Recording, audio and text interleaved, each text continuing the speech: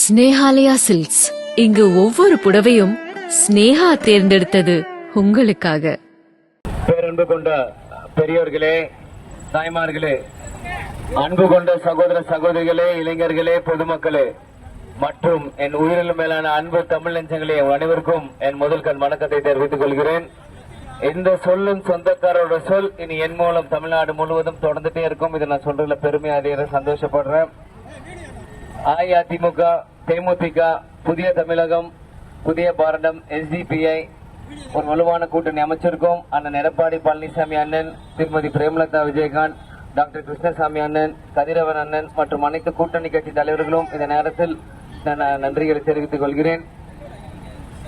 இன்னைக்கு விருதுநகர் பாராளுமன்ற தொகுதிக்கு விஜய் பிரபாகர் நான், கேப்டன் மகனாக நான் இன்னைக்கு உங்க முன்னாடி வாக்குகளை சேகரிக்க வந்திருக்கிறேன். நிச்சயம் என்னோட சொந்த தொகுதிக்கு, என்னோட சொந்த ஊருக்கு வேட்பாளராக வந்து நிக்கிறது எனக்கு உண்மையிலேயே ரொம்ப சந்தோஷமா இருக்கு. இது எங்களோட பூர்வீகம். நிறைய பேர் சொன்னாங்க விஜய் பிரபாகர் சென்னையில இருக்கிறவர், அவருக்கு விருதுநகருக்கு என்ன சம்பந்தம்னு. ஆனா விருதுநகர் அருப்புக்கோட்டையில இருக்க ராமானுஜபுரத்துல தான் எங்க தாத்தா அழகர் சாமி பிறந்தாரு. அப்புறம் நம்ம கேப்டன் விஜயகாந்த் பிறந்தாங்க. இங்க இருந்து தான் மதுரைக்கு போயிட்டு மதுரையில இருந்து சென்னைக்கு போனார் கேப்டன். ஆனா நான் சென்னையில பிறந்து மதுரைக்கு வந்து இன்னைக்கு விருதுநகர் வேட்பாளராக உங்க முன்னாடி நிக்கிறது உண்மையிலேயே நான் சந்தோஷப்படுறேன். நமக்கான பந்தம் இது முடியாது. நீங்க சுத்தி இருக்கவங்களே என்னோட சொந்தக்காரங்க. உங்க வீட்டு பிள்ளையாக, உங்க வீட்டு மகனாக உங்களுக்கு குரல் கொடுக்க தான் இங்க நான் வந்திருக்கிறேன்.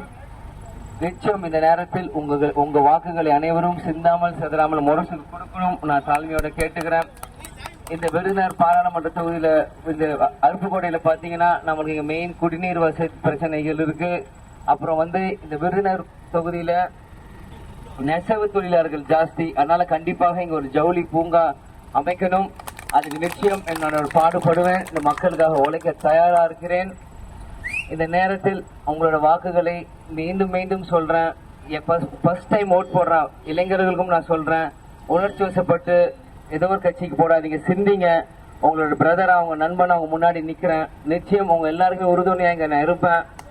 நான் முதல்ல வேட்புமனு தாக்கல் வீட்டுல எங்க அம்மா கிட்ட கட்சி ஆபீசர் பண்ணும்போது சொன்னேன், நான் ஜெயிச்சதுக்கு அப்புறம் கண்டிப்பாக நான் வீடு எடுத்து விருதுநகர் அருப்புக்கோட்டை தொகுதியில போய் நான் வீடு எடுத்து தங்கிடுவேன், மக்களுக்கு சேவை செய்வேன் அப்படின்னு எங்க அம்மா கிட்ட சொல்லிட்டு தான் நான் வேட்புமனு கொடுத்தேன். அம்மா கண்டிப்பாக உனக்கு எந்த தடையும் இல்லை, நீ போய் வேலையை பார்க்கலாம் அப்படின்னு சொன்னதுக்கு அப்புறம் தான் இதாச்சு. அதனால நான் ஏதோ வந்தேன், பேசினேன், போயிட்டேன், சென்னைக்கு போக நினைக்காதீங்க. இங்கேயே இருந்து உங்களுக்கு உழைக்க தயாரா இருக்கிறேன்.